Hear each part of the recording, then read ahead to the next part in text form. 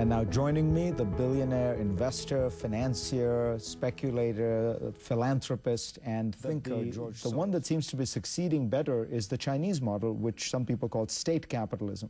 Yes. Do you think that that's a viable model, Chinese capitalism for the future? I think that they will have to actually, if they want to keep on growing, they will have to modify their model.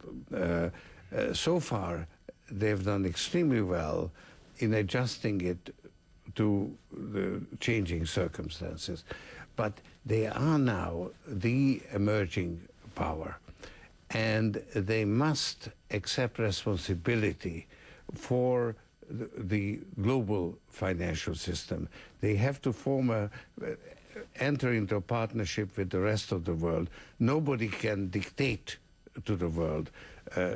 President Bush tried to do it, and it cost us very dearly. So you can't impose, however powerful you are, you can't impose your will. You have to find common ground. But China has to buy into, and we have to bring China in. Some people say that the greatest distortion currently in the global marketplace is China's currency, which the government is keeping artificially low. The Peterson Institute says that the Chinese currency is undervalued by 40%. And the argument is they're keeping it low so that their exports are cheap and everybody buys them. Yes. Do you believe that China's currency is artificially low? Yeah, there's no question about it. And moreover, since China is now overheating, for domestic purposes, raising or allowing the exchange rate to appreciate would be a very good way to bring the inflationary pressures under control. Because it would allow the Chinese to import cheap goods from the rest of the world. They need to increase their imports. We need to increase our exports, and adjusting the exchange rate would be the right way to go. But in order to do that, you need really close cooperation between China and the United States. That's right. Right now, these two countries do not seem to be working as well together as they might. Yes, I find this the most disturbing thing in the present picture, because in the last few months, and this has come on rather suddenly, and I think it's based on a lack of a set of mutual misunderstandings that neither side fully knows what's in the mind of the other side.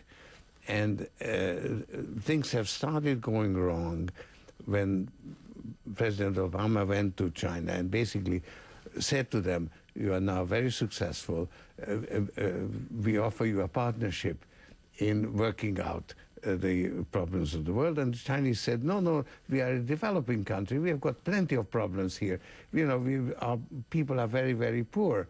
We can't take on that additional responsibility. And then there was a terrible situation in Copenhagen where both sides, a lot of good people were working on trying to make it, bring an agreement, and instead of that, you had disagreement.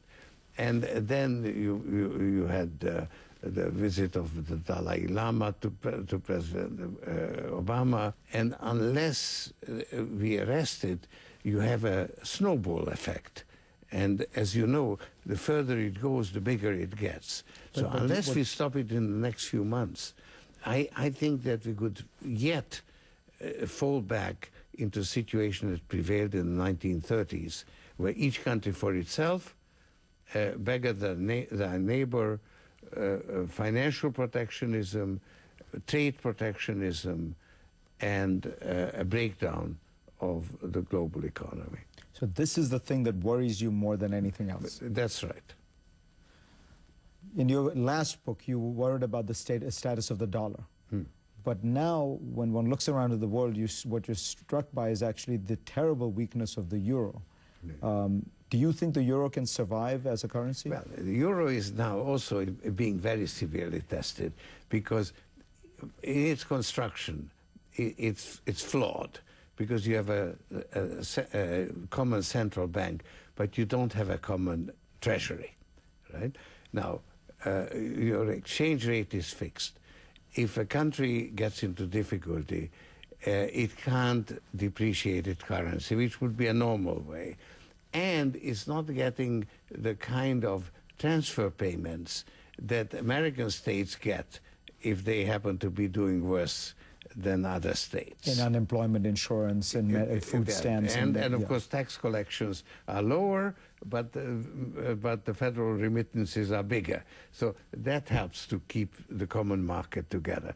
If you have a common market, you do need a common currency. But if you have a common currency, you need a common treasury as well. But that's where Europe is. So my question is, can the euro survive? Well, this is now the real question. I think that Greece will survive for various reasons, but it still leaves Spain and the other countries.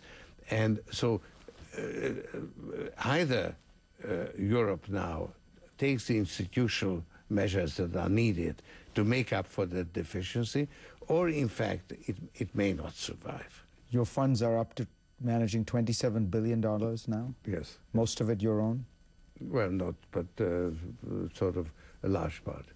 A lot of people wonder, what is it like to have that kind of money?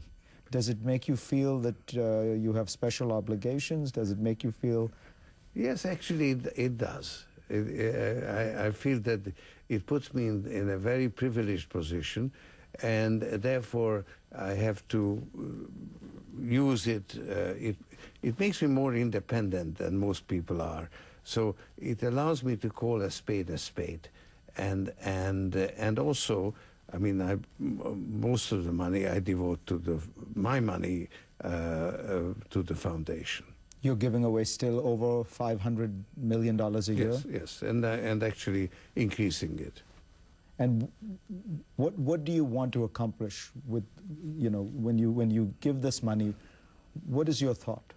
Well, I think we are now in a position to consider let's say, the issues confronting humanity, like, for instance, climate change, and taking care of the vulnerable populations, because you really have not just bubbles, but you also have deep holes that people fall into, and they really can't get out of those holes without outside assistance.